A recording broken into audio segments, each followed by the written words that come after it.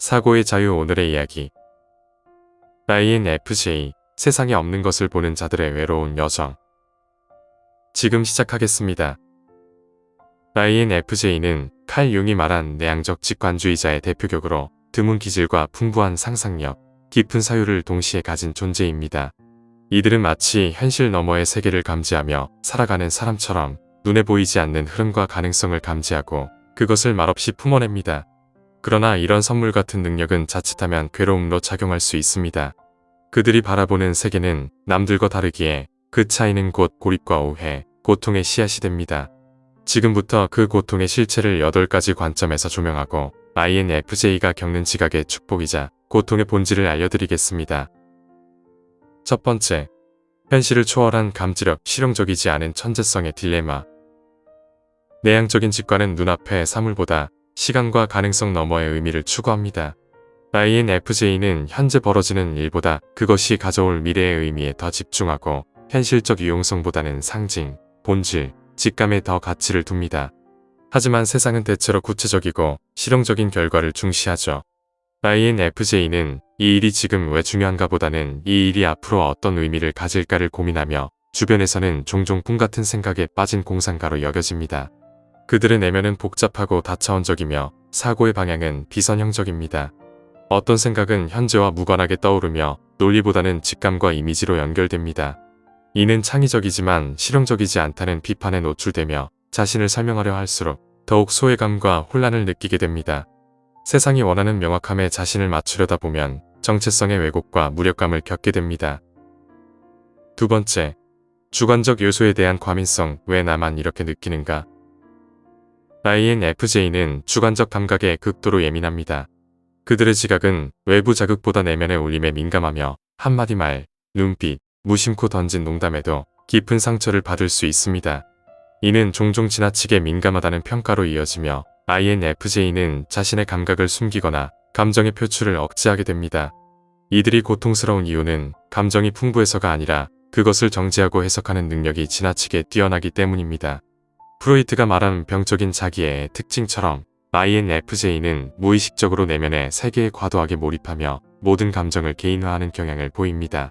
그 결과 타인의 무심함이나 부주의는 곧 자기 존재에 대한 부정으로 와닿아 자기 존재의 의미를 흔드는 고통으로 다가옵니다.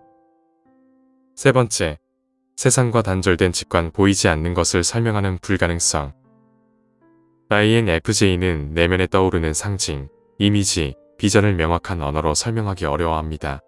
그들은 어떤 느낌이 중요하다는 것을 직감적으로 알고 있지만 그 감각을 설명하려 하면 오히려 모호해지고 당황하게 됩니다. 이로 인해 주변 사람들에게 신비롭고 때로는 괴팍한 사람으로 비치기도 하죠. 이는 칼 융이 내성적 직관형에게 지적한 특징이기도 합니다. 그들이 가진 이미지의 세계는 너무도 깊고 비가시적이기 때문에 다른 사람들은 그것을 이해하기 어렵다. INFJ는 단지 무엇을 생각하는지를 넘어서 왜 그렇게 생각하게 되었는지까지 설명하려 하며 그 과정에서 종종 침묵을 선택하게 됩니다. 왜냐하면 설명이 실패할 때 그들은 자신이 온전히 이해받지 못한다는 절망에 빠지게 되기 때문입니다. 네 번째, 의미 없는 말의 피로. 왜 이런 대화를 해야 하죠? 내향적 직관은 늘 의미를 찾습니다. 그래서 INFJ에게 목적 없는 대화, 즉 잡담은 에너지를 소모시키는 행위입니다. 그들은 단어 하나, 이야기의 방향, 말 속에 담긴 의도를 빠르게 감지하며 아무런 진심도 통찰도 없는 말들 속에서 깊은 피로감을 느낍니다. 그렇다고 해서 그들이 반사회적이라는 뜻은 아닙니다.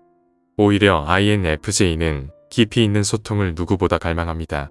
단지 그것이 드물고 어려울 뿐이죠. INFJ는 사람들과 얕은 관계를 맺느니 차라리 고독을 택합니다. 그들에게 진정한 대화는 지식의 교환이 아니라 영혼의 공명입니다. 얕은 말들이 넘쳐나는 세상에서 그들은 자신이 언어 이전의 세계를 살아가는 듯한 이질감을 느낍니다. 다섯 번째, 영혼의 침묵. 진실을 말하지 못하는 사람. INFJ는 자기 진실을 말하기 어렵습니다. 그들이 느끼는 감정은 너무도 복잡하고 너무도 정제되어 있어서 그것을 말로 표현하는 순간 오히려 진실이 훼손된 듯한 느낌을 받습니다. 그래서 그들은 자주 침묵을 선택하며 그 침묵 속에 자신의 진실을 감추고 보호합니다. 가족 모임에서, 친구들과의 술자리에서 INFJ는 자신이 느낀 감정을 말하려다 포기합니다. 그 순간 주변 사람들의 표정이 변하고 공감 대신 당혹과 농담으로 대응하기 때문입니다. 그들은 결국 깨닫습니다. 아, 세상은 아직 내 진실을 들을 준비가 되어 있지 않구나. 그래서 침묵은 그들에게 자존감의 피난처이자 마음의 마지막 성역이 됩니다. 6번째, 성견지명의 저주. 너무 먼저 본 자의 고통. INFJ는 어떤 일의 흐름을 직감적으로 먼저 알아채는 경우가 많습니다. 그들은 사람의 본질, 관계의 변화, 사회적 흐름을 감지하고 때로는 그것이 너무 명확해서 다른 이들이 왜 몰라보는지 이해할 수 없습니다. 하지만 이 성견지명은 종종 부담이 됩니다. 예측을 말해도 믿어주지 않고 시간이 흘러 그 말이 맞았을 때에도 오히려 불편함과 거리감이 생기기도 합니다. INFJ는 앞서 본 자가 되어 고립되거나 너무 생각이 많은 사람으로 몰려 주류로부터 멀어지는 경우가 많습니다. 그들의 통찰은 위로가 아니라 경계가 되고 결국 진실을 감추는 법을 배워야만 살아갈 수 있게 됩니다.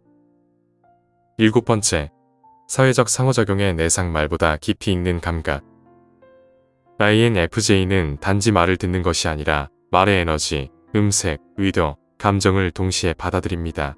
이 다차원적인 수용 능력은 마치 심리적 감각 과부하처럼 작용하여 대화 후에는 극심한 피로와 감정의 흔들림을 겪습니다. 팀 회의에서의 사소한 눈치, 친구의 말 속에 담긴 미묘한 냉소, 사랑하는 사람의 무관심까지. INFJ는 말보다 말의 그림자를 읽는 능력으로 인해 자신도 모르게 상처받습니다.